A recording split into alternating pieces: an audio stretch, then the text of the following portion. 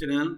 And so आप लोग को पता होगा कि जो ये आपका एआई सीरीज है इसके अंदर हम मशीन लर्निंग कवर कर रहे थे और मशीन लर्निंग में हमने ऑलरेडी 5 पार्ट तक कवर कर चुके हैं। ये आपका 6 पार्ट है। You most welcome on my series. And so आज हम डिस्कस करेंगे फ्रेमिंग इन लर्निंग प्रॉब्लम की क्या क्या प्रॉब्लम्स ये है कि मशीन को कैसे सीखना है, क्या डेटा उसको चाहिए, राइट। तो यही आज हम इस टॉपिक के अंदर समझेंगे जो कि बहुत ही इंपॉर्टेंट टॉपिक है और बहुत ही इंटरेस्टिंग टॉपिक है। सो प्लीज आप लेक्चर में बने रहे। अगर आपको फिर भी कोई डाउट आता है तो आप हमें कमेंट के थ्रू बता सकते हैं, राइट। सो अगर हम इसका एक एग्जांपल लिया जाए तो मान लीजिए कि अगर कोई भी स्टूडेंट है, उसका एक डेटा चेक करना है कि वो आपका पास होगा या फिर पास नहीं होगा, तो हमारे पास उसका कौन कौन सा डेटा होना चाहिए। फर्स्ट तो उसकी अटेंडेंस होना चाहिए कि उसकी अटेंडेंस कंप्लीट है या फिर नहीं है। सेकेंड उसकी मार्क्स होना चाहिए कि उसकी मार्क्स कंप्लीट, मतलब कि अगर किसी भी सब्जेक्ट को पास करने के लिए हमें 30 मार्क्स चाहिए तो क्या उसका मार्क्स उसके अबव है या फिर उससे नीचे है, राइट। एंड एक और चीज को चेक करना यह है कि आपका कि कितने आवर उन्होंने पढ़ाई पे टाइम दिया। अगर ये चीज उसका मैच करता है तो मींस मशीन आपका राइट आंसर दिया। तो यही चीज हमें भी मशीन के थ्रू चेक करना होता है कि जब हम कोई भी मशीन को क्रिएट करते हैं तो उसमें ये देखना होता है कि एक्चुअली में वो कैसे काम करेगा, क्या उसका रिजल्ट रहेगा, क्या उसको डेटा चाहिए एंड क्या वो आपको आउटपुट प्रोवाइड करेगा, राइट। सो तो चलिए आज हम इसी टॉपिक के ऊपर बातें करेंगे और आपको बहुत ही बेहतरीन तरीके से समझाएंगे। आप हमारे डिस्प्ले पे देख रहे होंगे कि प्रॉब्लम का डेफिनेशन दिया गया कि data feature model then output, कि क्या फीचर होता है, क्या इनपुट्स प्रोवाइड करते हैं। हमारे पास कोई भी मशीन को चलाने के लिए हमारे पास चार जो है आपका एलिमेंट्स होना चाहिए। फर्स्ट है आपका इनपुट्स होना चाहिए। अगर जब तक किसी मशीन को आप इनपुट देंगे तभी आपको आउटपुट मिलेगा। देन सेकंड आपके पास आउटपुट होना चाहिए। थर्ड हो गया आपका प्रॉब्लम क्या है एंड देन फोर्थ हो गया आपका परफॉर्मेंस, राइट। तो ये चारों चीजों को हमें मिक्सअप करके एक मशीन को हम क्रिएट करते हैं और मशीन का परफॉर्मेंस को हम मेजर करते हैं, राइट। सो तो आपके पास इनपुट्स होना चाहिए, आपके पास आउटपुट्स होना चाहिए, आपके पास प्रॉब्लम होना चाहिए एंड उसकी परफॉर्मेंस हम चेक करते हैं, राइट। तो चलिए मैं आपको आज इस सीरीज में बहुत ही इंपॉर्टेंट चीज बताने वाला हूं। सो प्लीज आप लेक्चर में बने रहे और आप बेस्ट कंसेप्ट सीखिए मशीन लर्निंग के अंदर, right. Move on next slide. So this is a framing A learning problem, right. अब नेक्स्ट है आपका कि डिजाइनिंग ए लर्निंग प्रॉब्लम। तो आज हम जो पहला टॉपिक है इसमें करने में आ रहे हैं कि डिजाइनिंग ए लर्निंग प्रॉब्लम, राइट। सो तो चलिए जो है आपका डिजाइनिंग एंड लर्निंग सिस्टम समझते हैं, राइट। तो यहाँ पे आप देख सकते हो फर्स्ट है आपका कि choose the training experience. First of all ये समझेंगे कि designing and learning system means क्या होता है। तो इसका मतलब ये होता है कि हाउ मशीन्स लर्न, मशीन्स आपका कैसे लर्न करते हैं, राइट। एंड देन सेकंड ये है कि हाउ बेस्ट परफॉर्मेंस प्रोवाइड, कि मशीन्स आपका कैसे बेस्ट परफॉर्मेंस प्रोवाइड करेंगे। मींस किसी चीज का डिजाइनिंग करना। अब मान लीजिए कोई भी कपड़ा हम लोग डिजाइनिंग करते हैं तो उसमें ये देखते हैं कि कौन सा डिजाइनिंग सेट करेगा, या फिर कोई भी चीज चार्ट पेपर बनाते हैं या फिर कोई भी डिजाइनिंग क्रिएट करते हैं तो हम पहले उसका डिजाइनिंग को सोच लेते हैं कि एक्चुअली में कैसे क्रिएट करें। तो वही यहाँ के अकॉर्डिंग मशीन के देखा जाए, जब हम कोई मशीन को क्रिएट करते हैं तो वहां पे ये होता है कि हाउ मशीन्स लर्न, मशीन आपका कैसे सीखेगा, कैसे काम करेगा, राइट। देन सेकंड ये आता है कि हाउ बेस्ट परफॉर्मेंस प्रोवाइड, ये कैसे आपको बेस्ट परफॉर्मेंस प्रोवाइड करेंगे, राइट। तो यहाँ पे आपको कुछ लाइन दिया गया है कि फर्स्ट लाइन आपका चूज द ट्रेनिंग एक्सपीरियंस। आप देख सकते हो डिस्प्ले पे यहाँ पे है, यहाँ पे रहा चूज द ट्रेनिंग एक्सपीरियंस। इसका मतलब ये होता है कि हमें सबसे पहले ये लेना होता है कि कोई भी डेटा हमारे पास होना चाहिए। मींस उसको ट्रेन करने के लिए हमारे पास कोई डेटा होना चाहिए और ये चेक करना चाहिए कि एक्चुअली में ये सही है या फिर गलत है। अगर हम चेक करना है कि आपका मेल स्पैम है या फिर नॉट स्पैम है तो हमारे पास एक पुराना डेटा हमारे पास होना चाहिए, तब जाके उसको हम ट्रेन कर पाएंगे। अगर मान लीजिए हमने मशीन को एक मेल प्रोवाइड किया है, ये इसको चेक करना है कि आपका मेल जो है वो स्पैम है या फिर नॉट स्पैम है, राइट। तो इसी के अकॉर्डिंग यही आपका हमारे पास कि चूज द ट्रेनिंग एक्सपीरियंस, आपके मशीन को एक्सपीरियंस के लिए आपको एक डेटा चूज करना होगा, राइट, कि डेटा प्रोवाइड करना होगा ट्रेनिंग के लिए। जैसे इसका एग्जांपल लिखा जाए तो ईमेल स्पैम चेक कर सकते हैं। एंड देन सेकंड है आपका कि choose exactly what is to be learn, मतलब टारगेट फंक्शन होना चाहिए। हमें टारगेट ये होना चाहिए कि एक्चुअली में क्या सीखना है, मशीन्स को क्या सीखना है एंड क्या टारगेट फंक्शन है। अगर एक हिसाब से देखा जाए तो हम ये कह सकते हैं, इसमें एक टारगेट फंक्शन ऐड कर सकते हैं। जैसे हम लोग मशीन्स में देखते होंगे कि कुछ भी इनपुट प्रोवाइड करते हैं तो आपको आउटपुट प्रोवाइड कर देता है। तो मशीन्स के अंदर ये चीज जो है आपका ये फिटिंग होता है, राइट। मशीन्स के अंदर क्या होता है, ये चीज आपका फिटिंग होता है। तो मतलब ये डिवाइस फिटिंग होता है। तो यही यहाँ पे क्या गया कि आपके पास टारगेट फंक्शंस होना चाहिए कि इनपुट जो है उसको कैसे आउटपुट में कन्वर्ट करता है। कोई भी डेटा मैंने प्रोवाइड किया उसको कैसे आउटपुट में वो कन्वर्ट किया, राइट।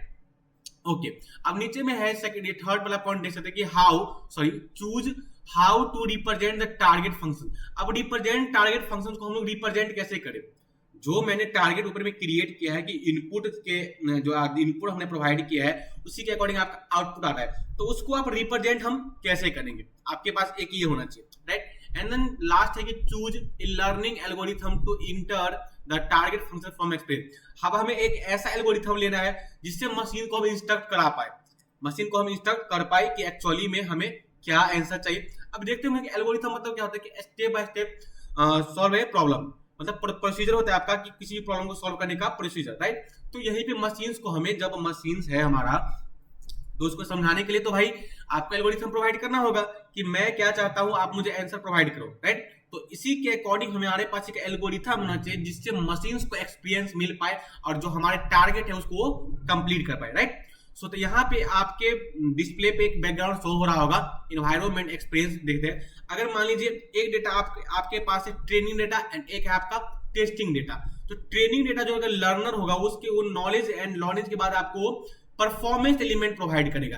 तो यही चीज आपको चलता था, फंडा यही है इसके अंदर कि जब हम कोई भी इनपुट प्रोवाइड करते हैं तो हमें आउटपुट प्रोवाइड करते हैं। हमने तो बहुत आसानी से बोल दिया है कि इनपुट दिए और आउटपुट दिया, लेकिन जो सीपीयू के अंदर जो आपका प्रोसेस लगता है वो मशीन वो कैसे समझ जाता है। मैंने तो यहाँ पे कंप्यूटर की बात की है, लेकिन बहुत सारे ऐसे कंपनी है मेडिकल सेक्टर में, या फिर देखा जाए तो मशीन लर्निंग जो है आपका, जनरली जो मशीन लर्निंग नहीं होता कि मशीन के बारे में जानना, उसके बारे में पढ़ना, how to work this machine, right. So तो यही है आपका कि मशीन के बारे में जो आपके पास एल्गोरिथम होना चाहिए कि आपने एक्चुअली में उसे क्या प्रोवाइड करे। This is designing and learning system. First of all आपके पास मशीन्स का डिजाइनिंग होना चाहिए कि हमें किस टाइप से मशीन क्रिएट करें और क्या क्या होना चाहिए उस चीज को चलाने के लिए। मैंने आपको सारा डिटेल्स में यहाँ पे शो कर दिया, okay. Continue next slide. So next है training versus test distribution, right. Training versus test distribution, training और टेस्ट डिस्ट्रीब्यूशन में आपका क्या फर्क है, ओके। इन दोनों के बीच में हम कंबाइन समझेंगे, राइट। अब नेक्स्ट है आपका training versus test distribution. Training data and test data आपका एक ही प्रकार के डिस्ट्रीब्यूशन से आते हैं, है ना। अब हम ये चीज समझेंगे कि वी जनरली एज्यूम दैट, यहाँ पे देख सकते हैं, we generally assume that the training and test examples are independent. ये दोनों क्या होता है आपका इंडिपेंडेंट होते हैं, राइट, किसी के ऊपर डिपेंड नहीं होते। क्योंकि जब हमारे पास दो डिफरेंट डेटा हो तभी हम काम कर पाएंगे। सेम डेटा पे हम कभी काम नहीं कर सकते, कभी हम वैल्यू का एज्यूम नहीं कर सकते, right. And we call this IID which stands for, IID का मतलब क्या होता है कि इंडिपेंडेंट एंड आइडेंटिकली डिस्ट्रीब्यूटर। एक तरफ से आएगा बट ये क्या होगा, इंडिपेंडेंट होगा, ये नहीं होगा किसी को भी डिपेंड होगा, राइट। अब यहाँ पे क्या है कि if examples are not independent require collective classification. अगर आपका जो यहाँ पे है कि अगर नॉट इंडिपेंडेंट है तो वहां पे रिक्वायर क्या होता है, कलेक्टिव क्लासिफिकेशन रिक्वायरमेंट होता है। एंड नेक्स्ट है कि if test distribution is different तो वहां पे क्या होता है, ट्रांसफर लर्निंग होता है। मैंने यहाँ पे बात किया है ट्रेनिंग डेटा का और टेस्टिंग डेटा का। ट्रेनिंग डेटा में अगर आपका ये नॉट इंडिपेंडेंट है तो यहाँ पे रिक्वायरमेंट क्या होगा, कलेक्टिव क्लासिफिकेशंस का, right. And if test distribution different है तो वहां पे क्या रिक्वायरमेंट होगा आपका, ट्रांसफर लर्निंग का। तो ये था आपका ट्रेनिंग वर्सेस टेस्ट डिस्ट्रीब्यूशन। कहने का मतलब एक ही फंडा ये है कि आपके पास जो डेटा है रहेगा तो एक ही डिस्ट्रीब्यूशन से, लेकिन डेटा क्या होगा आपका डिफरेंट डिफरेंट होना चाहिए, ओके। सो तो यही था आपका training versus test distribution, right.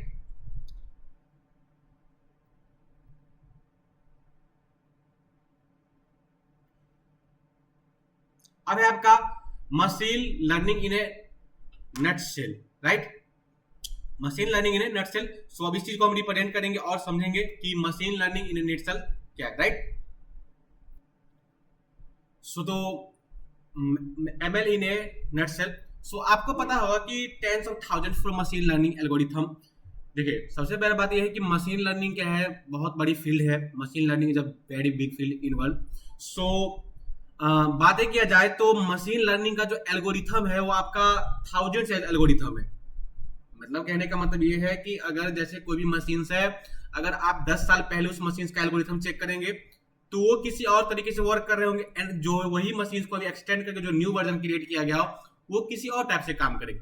तो कहने का मतलब ये है कि जब तक हम एल्गोरिथम में चेंजेस नहीं लाएंगे तो मशीन में आपका चेंज नहीं आ सकता है। बिकॉज एल्गोरिथम क्या होता है कि आपका एल्गोरिथम में होता है कि प्रॉब्लम कैसे सॉल्व कर दिया, राइट। तो आपके डिस्प्ले पर रिप्रेजेंट है, आप देख सकते हो कि tens of thousands of machine learning algorithm, 10 मतलब कहने का मतलब है कि थाउजेंड्स एल्गोरिथम है आपका मशीन लर्निंग का है, राइट। एंड 100 न्यू ईयर, हर एक साल में 100 एल्गोरिथम इसके ऊपर डिपेंड करते हैं, राइट। तो कहने का मतलब ये है कि आप एक चीज देखे होंगे कि मशीन जो है आपका, अब कोई भी मशीन से बाइक की बात किया जाए तो जो उसका न्यू वर्जन आ रहा है तो उसके एल्गोरिथम में कुछ ना कुछ जरूर चेंजेस आता है, तब जाके उसका न्यू वर्जन क्रिएट होता है। मेडिकल सेक्टर की मशीनें की बातें करें तो वहां पे भी आपका कुछ ना कुछ उसमें अलग से चेंज किया जाता है, तभी जाकर के उसमें आता है, राइट। तो अगर हम इसका बातें किया जाए तो every machine learning algorithm has 3 component. जो मशीन लर्निंग का एल्गोरिथम होता है वो 3 कंपोनेंट्स के ऊपर बेसिस है, और उसी तीनों कंपोनेंट्स को देखते हुए कोई भी एल्गोरिथम क्रिएट किया जाता है, और एल्गोरिथम क्रिएट करने के बाद मशीन लर्निंग को फाइनली डिजाइन किया जाता है, ठीक है, राइट। अब देखा जाए तो मशीन लर्निंग का पहला चीज है आपका रिप्रेजेंटेशन, कि how structure is represent on algorithm. Algorithm में कैसे स्ट्रक्चर को रिप्रेजेंट करना है, कि मशीन आपका कैसे काम करेगा, क्या रिजल्ट आएगा, राइट। एंड ऑप्टिमाइजेशन की बात किया जाए तो मॉडल चेक करेगा कि एक्चुअली में मॉडल मिस करने का मतलब यह है कि आपके एरर को कम करेगा। मेरे कहने का मतलब यह है कि कोई भी इलेक्ट्रिसिटी मशीन्स है जो कि ज्यादा आपका इलेक्ट्रिसिटी कंज्यूम कर रहे हैं, राइट। तो हमें मार्केट में अगर उससे कोई महंगी मिल रही है जो कि ज्यादा कॉस्टली है, एंड उसका ये फंक्शन ये है कि जो है आपका इलेक्ट्रिसिटी बहुत कम कंज्यूम करती है, तो मेरे लिए वो बेटर होगा, है ना। तो उसके एल्गोरिथम में कुछ ना कुछ चेंजेस आया, तब जाकर के वो मार्केट में आया, राइट। तो मशीन लर्निंग का 3 पार्ट्स आपका, 3 ऐसे कंपोनेंट्स है जिसके मिक्स करके आपका वो चीज एल्गोरिथम क्रिएट करते हैं। First representation, how data is represent, and optimization, कि आपका बेस्ट परफॉर्मेंस कैसे फाइंड करे एंड आपके एरर को कैसे कम करेगा। एंड इवोल्यूशन की बातें किया जाए तो मॉडल जो है आपका कितना परफॉर्मेंस करेगा, मतलब कितना परफॉर्मेंस देगा। इवोल्यूशन का मतलब यही है कि जो इलेक्ट्रिसिटी हो कितना बचेगा, क्या इसमें कोई और भी चेंज आ सकता है। तो ये तीनों कंपोनेंट है आपका मशीन लर्निंग का, ओके। हम इसको बहुत ही बेहतरीन तरीके से समझेंगे नेक्स्ट लेक्चर में, representation, optimisation and evolution, okay.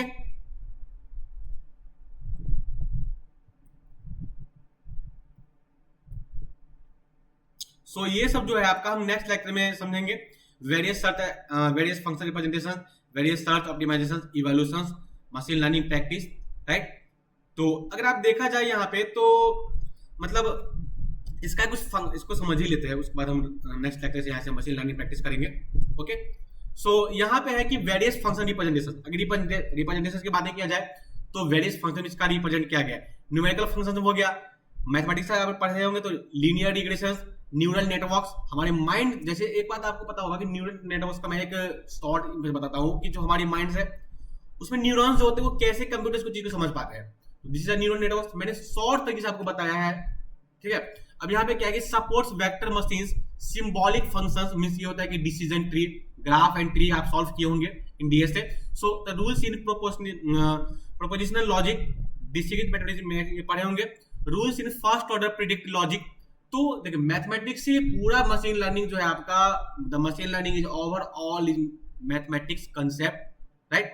So instance based functions, nearest neighbour, case based and probability graphical models, नेब बायस हो गया, हाइड्रोजन मार्को मॉडल्स हो गया, प्रोबेबिलिटी कंटेक्स्ट फ्री ग्रामर्स हो गया जिसे हम शॉर्ट फॉर्म में पीसीएफजीएस भी बोलते हैं, एंड मार्को नेटवर्क्स हो गया। So this is a various function representation in machine learning, right. चलते नेक्स्ट स्लाइड पे। नेक्स्ट है आपका various search optimization algorithm. First है आपका ग्रेडियंट डिसेंट, मतलब परसेप्ट्रंस, बैक प्रोपेगेशन। थर्ड है नेक्स्ट है आपका dynamic programming.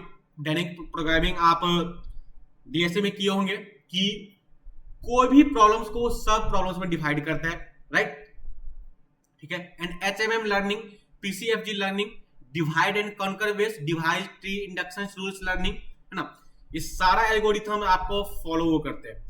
And evolutionary competitions की बातें किया तो जो जेनेटिक एल्गोरिथम्स, जेएस को बोलते हैं, genetic programming and neuro evolution. Okay, so machine learning का बातें किया जाए तो ज्यादातर इसका मेडिकल फील्ड में हम इसका यूज करते हैं। वैसे तो बहुत ज्यादा फील्ड में करते हैं, लेकिन मेडिकल फील्ड में थोड़ा इंटरेस्ट आता है स्टूडेंट को, राइट। ओके, नेक्स्ट है आपका इवोल्यूशन, एंड देन हम नेक्स्ट लेक्चर में मशीन लर्निंग प्रैक्टिस करेंगे।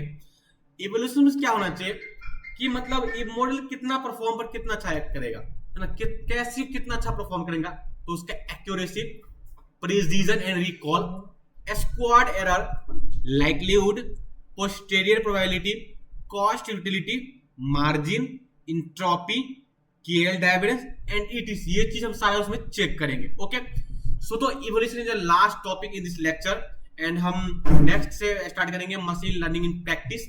ओके, कि एक्चुअली में कैसे ये काम करती है पूरा ड्रेस के साथ, राइट। एंड तो मैं लेक्चर को यहीं पे एंड करता हूं। अगर फिर भी आपको कोई डाउट्स रह गया है तो आप हमें कमेंट के थ्रू बता सकते हैं, हम आपके डाउट्स को क्लियर करेंगे। एंड जितना भी मैंने आज की लेक्चर में बताया हूँ बहुत ही इंटरेस्टिंग लेक्चर था और बहुत ही इंपोर्टेंट लेक्चर था। अगर आप इसको बेस्ट तरीके से परफॉर्म करते हैं तो जो आपके जर्नी है वो बहुत ही जल्द सक्सेस मिलेगी। और यहाँ पे जो मैंने जितना कुछ बताया ये बिल्कुल भी बेसिक, मैं बेसिक भी बता रहा हूँ मशीन लर्निंग का इंट्रोडक्शन। हमारे चैनल पे हमने बहुत ही जल्द मशीन लर्निंग का फुल डिटेल्स लेके आ रही है, तो आपका इंट्रोडक्शन अभी चल रहा है। बस मशीन लर्निंग का होता है नहीं कि ओवरव्यू किसी के बारे में जानना, एक किसी के बारे में डेप्थ में जाना, तो भी हमने डेप्थ में नहीं समझा है, बस ओवरव्यू समझ रहे हैं। क्योंकि एआई का जो सीरीज चल रहा है इसमें बस ओवरव्यू समझना है, बाद बाकी सेपरेटली जो हम इसके चैनल पे लेके आ रहे हैं आपका मशीन लर्निंग का एंड डीप लर्निंग का वो अलग रहेगा, राइट। तो पहले आपको अभी ओवरव्यू समझना है, ओके, ताकि आप किसी को समझा पाओ कि what is machine learning and how do it work. Okay, so thank you so much, best of luck.